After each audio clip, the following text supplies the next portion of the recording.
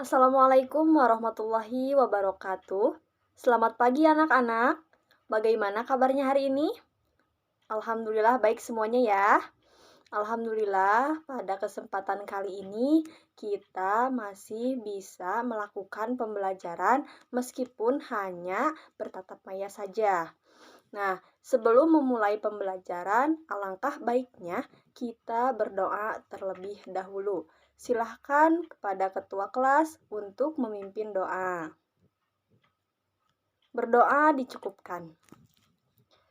Untuk mengisi presensi, Ibu sudah menyiapkannya di GCR, jadi anak-anak silahkan tinggal mengisi saja.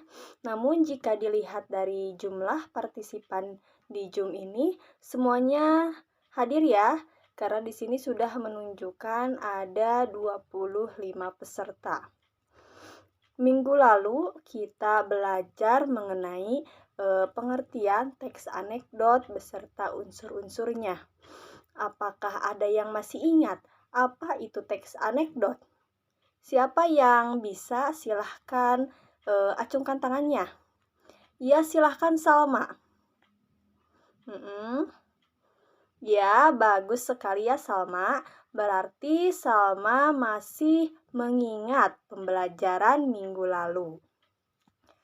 Hari ini kita akan belajar mengenai menganalisis struktur dan kaidah teks anekdot yang diharapkan anak-anak mampu mengidentifikasi struktur beserta kaidah teks anekdot. Untuk lebih memahami struktur dan kaidah beserta kebahasaan teks anekdot, mari kita simak pembahasannya. Apa yang dimaksud dengan teks anekdot?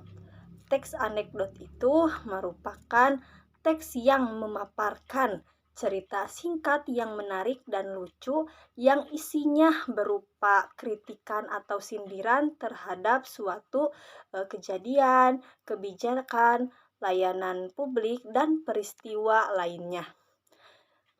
Teks anekdot ini tersusun dari berbagai struktur. Yang pertama itu ada abstrak. Abstrak merupakan bagian awal teks anekdot yang berfungsi untuk memberi tahukan tentang isi dari sebuah teks. Yang kedua adalah orientasi. Orientasi itu merupakan bagian dari teks yang menunjukkan awal kejadian cerita atau latar belakang terjadinya suatu peristiwa. Nah, bagian ini biasanya mengarah pada suatu terjadinya krisis, konflik atau peristiwa yang terjadi dalam suatu kejadian tersebut. Yang ketiga itu adalah krisis atau komplikasi.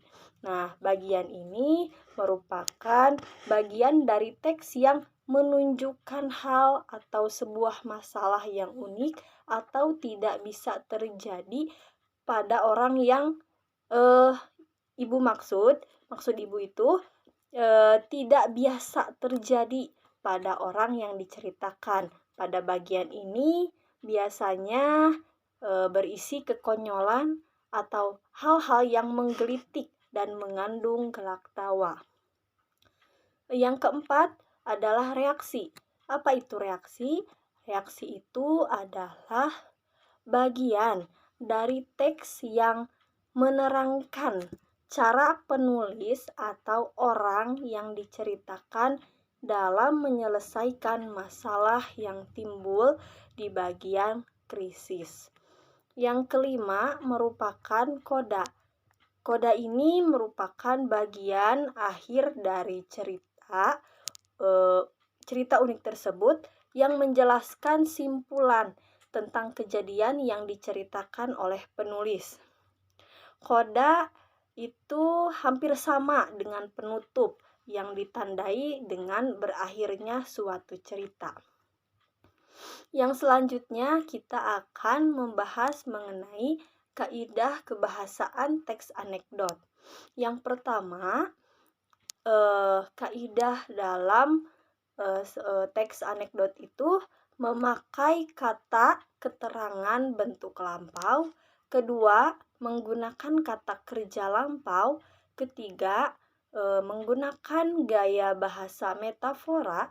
Yang keempat, bersifat naratif.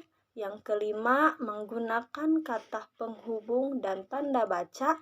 Keenam, menggunakan kata sifat, kata benda, dan majemuk. Ketujuh, menggunakan bahasa sehari-hari. Kedelapan, memadukan antara fakta dan kejadian. Dan yang terakhir itu dilengkapi dengan pertanyaan retorik. Nah, itulah anak-anak penjelasan mengenai struktur dan kaidah teks anekdot. Apakah sudah paham? Paham ya semuanya? Nah, Ibu mempunyai satu teks anekdot dengan judul Kaos Tahanan KPK yang akan Ibu tayangkan di layar. Silahkan kalian baca terlebih dahulu. Setelah itu analisis, kemudian tentukan struktur dan kaidah bahasanya. Silahkan siapa yang mau menganalisis strukturnya terlebih dahulu? Ya, silahkan Aldi. Boleh Aldi, boleh menentukan bagian-bagian dari struktur teks anekdot. Ya, silahkan. Ya, bagus sekali Aldi ya. Benar, jawabannya pun tepat. Barusan Aldi sudah menentukan struktur teks anekdot bagian abstrak, orientasi, dan krisis. Di sini siapa yang ingin menentukan struktur bagian reaksi dan kodanya? Ya, boleh yang mau menjawab silahkan acungkan tangannya. Ya, boleh. Siapa itu? Adel ya? Ya, silahkan Adel. Ya, bagus. Jawabannya tepat ya. Nah, sekarang kita tinggal menentukan kaidah kebahasaannya. Siapa yang mau? Sekarang Ibu tunjuk saja ya. Siapa ya? Sipa saja. Silahkan Siva. Iya, Sipa.